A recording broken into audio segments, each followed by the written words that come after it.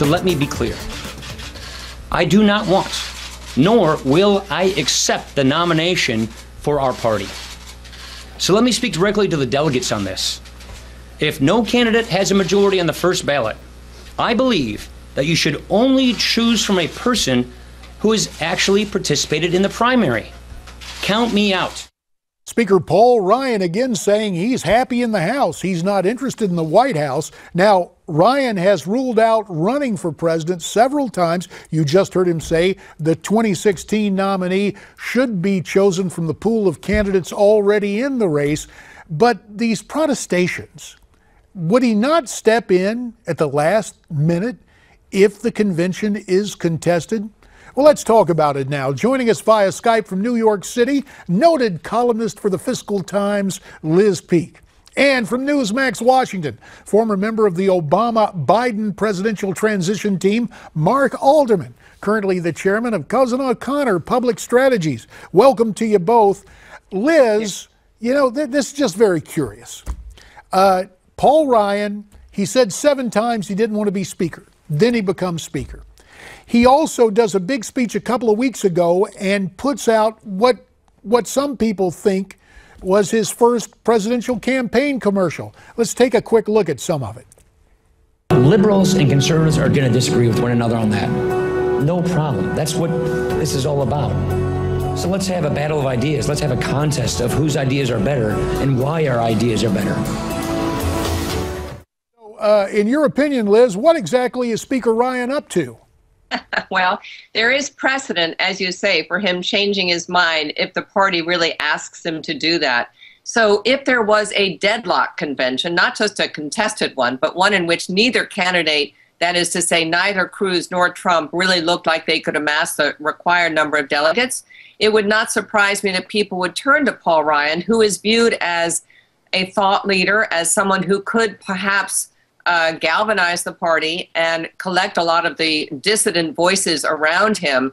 But let me also say, I think he's absolutely dead right that more voters would be disaffected, more Cruz supporters or Trump supporters, if in such a situation they go with Kasich or one of the other people who've already participated in the race. It really seems a bit difficult to just helicopter somebody in. Well, on top of that, at least from my perspective as a guts-up conservative and a border hawk, look, I was on the Ways and Means Committee with Paul. That open border stuff that he's for ain't the cup of tea of a lot of Tea Party folks.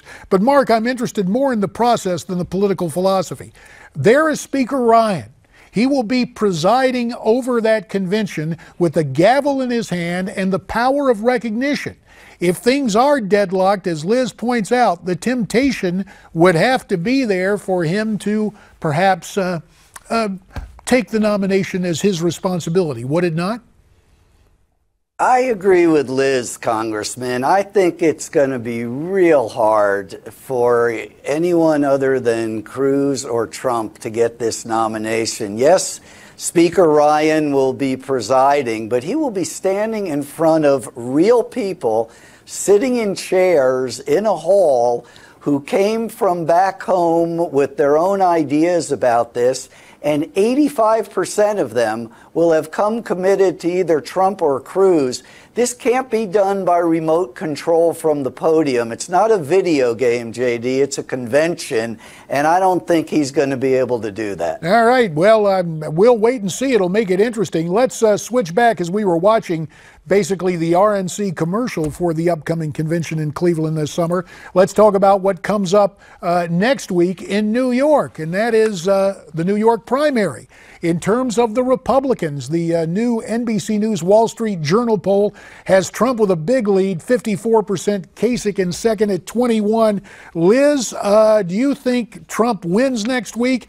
And has he made the argument, some people saying he's whining, but has he gotten on the right side of an issue, at least in terms of the populist stake on things? About 20 seconds for your answer, please, ma'am. I think he will win. And of course, the issue is whether he wins more than 50%, in which case he takes home almost all the delegates from the New York State. So it's very important for him. In terms of his complaints about the process, I think some of them are valid. My guess is his supporters think they're entirely valid. Cruz has done a better job of organizing, and that's, his payoff, basically. Mark, let's take a look at the Democrat side. Latest polling has Hillary up 55 to 41%. Does Sanders have a chance in this thing? 20 seconds. I don't think he has a chance in New York, and he hasn't had a chance to get the nomination for a while, JD. This is no longer a race. If you want to see a horse race, go to the Kentucky Derby. Secretary Clinton is the nominee of the Democratic Party. Yeah, all those super delegates help out a bunch. Mark Alderman from Newsmax, Washington. Liz Peek from New York City. We always appreciate your perspectives, your passion, and the discussions we enjoy. Thanks so much. President Obama recently announced that he will sign executive orders that will increase federal gun control. Mr. Obama is unilaterally changing constitutional protections, and he's defying Congress to try and stop him. Obama's latest move on guns was actually predicted by Dick Morris in the #1 bestseller, Power Grab, Obama's plan for a one-party nation. Power Grab reveals how Obama is using executive orders on guns, immigration, and programs like Obamacare to influence the upcoming presidential election and try and ensure a Democrat victory come November. So, with the 2016 election on the way, be sure to get your copy of Dick Morris's bestseller. It's available at bookstores everywhere, or you can take advantage of this free offer by calling our toll-free number, 800-953-1812, or go online to powergrab411.com and get your copy of Power Grab today with this free offer and save almost $25.